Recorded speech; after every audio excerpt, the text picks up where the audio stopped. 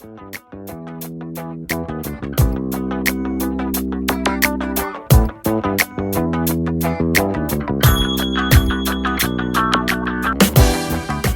right, welcome back to Barbecue My Way. We're doing Mediterranean style chicken on the grill. It's a, what are you looking at me like for? because you've already forgotten. No, I haven't. It's a ricotta pesto stuffed chicken thigh. Not a breast, we're doing a thigh. We're doing a twist on it because thighs were cheaper at the market, and It's a better meat, I think. yeah, we think it's a little more flavorful. It's a little more moist, especially when you grill it. So, and we top it with a tomato vinaigrette. So it's pesto, ricotta stuff, thigh, tomato vinaigrette on top. Just for the record, nobody in this family likes the shirt that I'm wearing. It's very comfortable, it's very festive, so It's Paisley. join me at the grill in my Paisley shirt. We'll be right back. Paisley's in. It is. Okay, we're making the ricotta filling for our stuffed chicken thighs, and it's just skim ricotta, part skim ricotta. It calls for 1/2 cup. We're gonna put in just a little bit more, kind of eyeball it. That's probably, what do you think, 3/4 cup? 2/3. 2/3. And then it calls for about a tablespoon of pesto. This is fresh pesto We just made. that I just made. Pesto is basically basil that's fresh with some pine nuts and olive oil, salt, and garlic. And that's about it.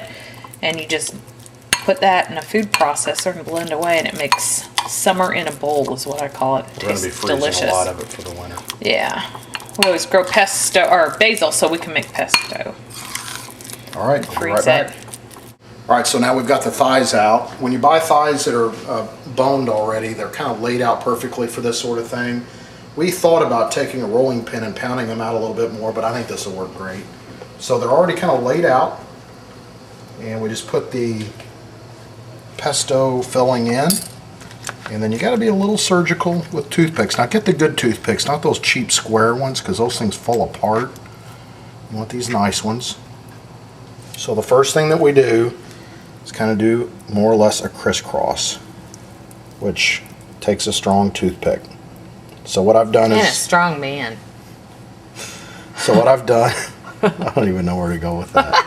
Okay, so then we're going to do the ends as well, kind of do that crisscross. What you're doing is just nabbing the other end and then bringing it back through. And then we're going to actually, I know it looks so attractive. That was lovely. It is what it is.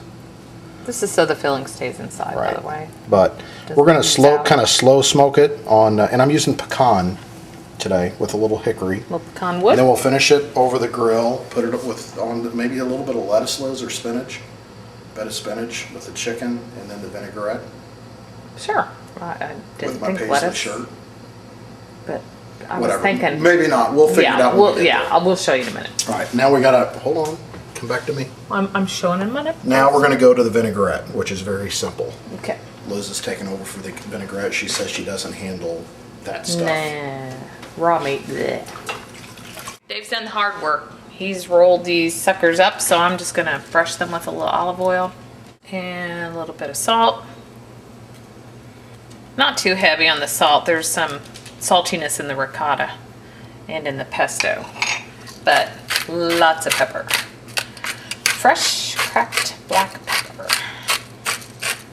Okay, we're making a tomato vinaigrette, and the tomatoes are already cut up. About a pound. About a pound tomatoes.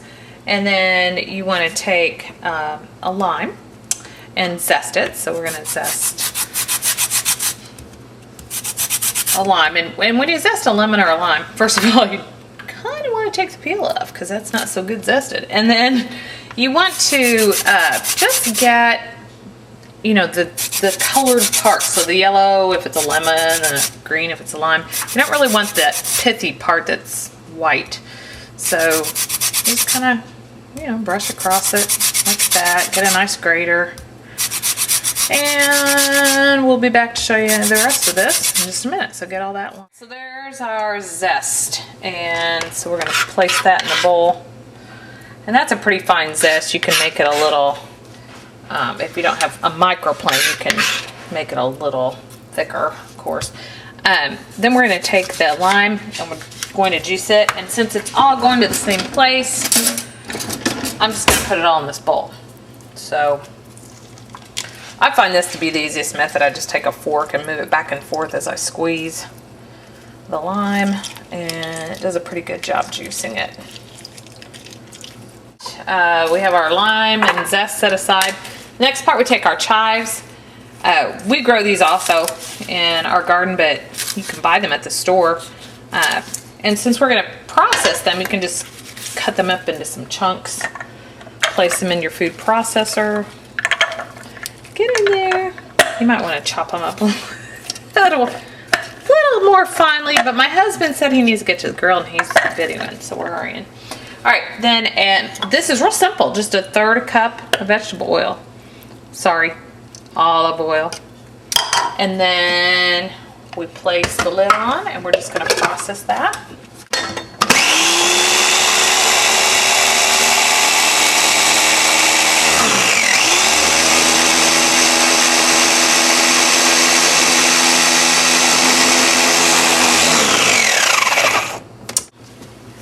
Here, kind of emulsify it a little bit with our lime. Oops, see that? There was one little piece of chive that escaped there. Okay, and then we're gonna add that to our tomatoes.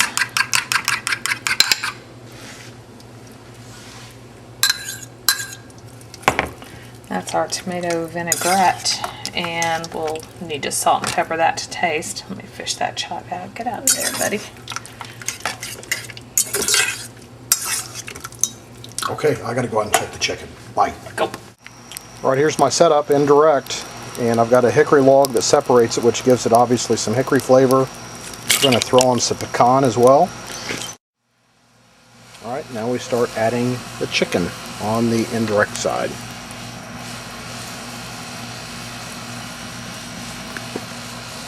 All right, all vents open, bowls open all the way. Let her cook for a while, probably about 15-20 minutes. It's been about 20 minutes. Oh my, looking good. So what I'm going to do is move them over direct, just to give them a little bit of texture. And breast would be good too. We had thighs, but as I told you, I like the thigh meat better. So we're going to grill those up. Whoa, look at that flame.